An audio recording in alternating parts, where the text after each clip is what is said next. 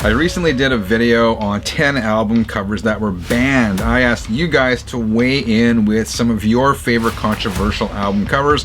Today I will run through 10 of them. Now, heads up, I had to blur some of the images just to play nice with YouTube, but that's the way it goes.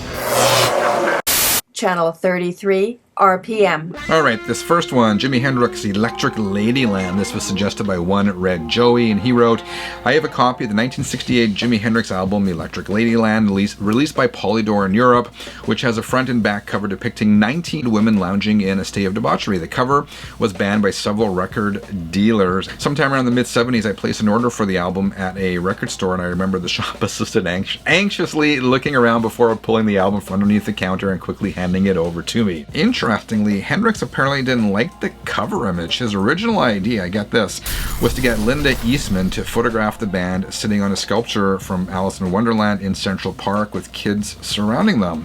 I actually prefer the alternative cover to Electric Ladyland than that original one with the 19 ladies. I always figured this one's kind of iconic. Okay, this next one was suggested by Big Al 68 XYZ, and he wrote, surprised you didn't mention Amorica by the Black Crowes.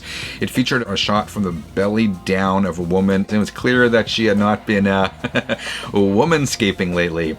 I think it was still sold with this cover, but there was an alternative cover used by the big box retailers in which everything but the undergarment itself is blacked out. I do remember seeing the uncensored cover quite readily available here, but I also do remember the censored cover. I guess I kind of get it. If the Walmarts and Kmarts of the world want to avoid controversy, I could see them stocking the censored cover, I guess, but yeah, I prefer the original. Stanley wrote David Bowie's Diamond Dogs. If you aren't familiar with the cover, the artwork depicts Bowie as half man, half dog. RCA, the record label, ended up airbrushing his sensitive bits from the sleeve, though apparently some original uncensored copies made their way into circulation at the time of the album's release. Alright, here's a well-known one. This was suggested by Christopher, who wrote John Lennon's Two Virgins album had to be re-released with the brown cover over it,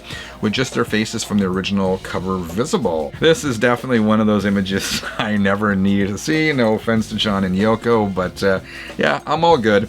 Apparently this image was taken by John and Yoko using a time delay camera. They set the camera, then they jumped in front of the frame and had the picture taken. Okay, next one, Roger Waters, The Pros and Cons of Hitchhiking. What does this comment say?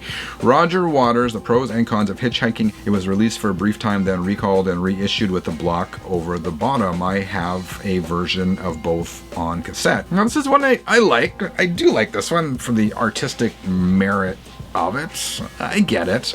The woman on the cover, by the way, is model and softcore actress Lindsay Drew. Alright, Leather Rebel 75. Jane's Addiction's album Ritual de lo Habitual was released with a censored album cover. The official album art was painted by the band's singer. The band also released an alternative cover for that album that's composed of a plain white background under black text that includes the band's logo, album name, and the text of the First Amendment of the U.S. Constitution.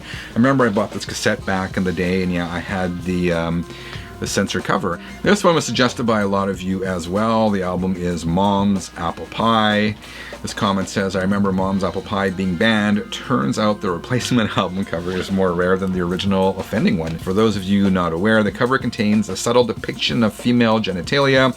You have to zoom in and look closely at the area where the slice of pie is missing. I won't do that in this video, but the image is readily available on Google, so hop on your computers and check that one out. In the revised version, the cover artist added a miniature brick wall topped with razor wire, policemen looking in the windows, and a tear running down the woman's face. Alright, here's a popular one. Scott Davis, 1989, wrote Roxy Music's Country Life ended up with just the ferns on the front cover instead of the two sultry models. And here are the two sultry models in question.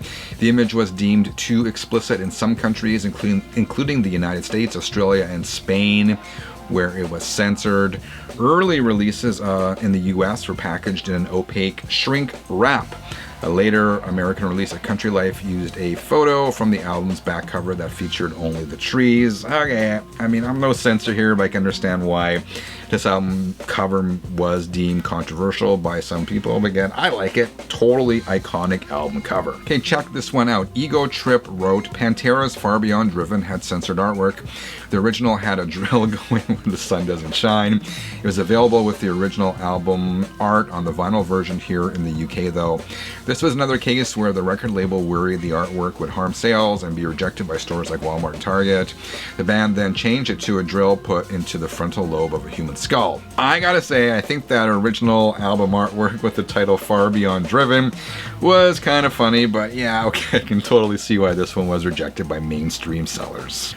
Pedro Andrade wrote Great White Hooked. That's all he wrote, but yeah, check this out. The original album cover art featured a nude female model being hoisted out of the sea by a large hook. The cover was judged too risque by the label and replaced shortly after the initial pressing, and this is what the alternative cover looked like. As you can see, the hook is below sea level, and the model is partially submerged so that only her head and arms are visible.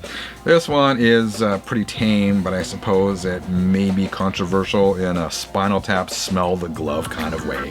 Alright, 33ers ran through a bunch of controversial album covers. What did I miss? What should we add to the list? Let me know in the comments below. If you missed the original video, you do have to check it out. I will leave the link right here on the screen.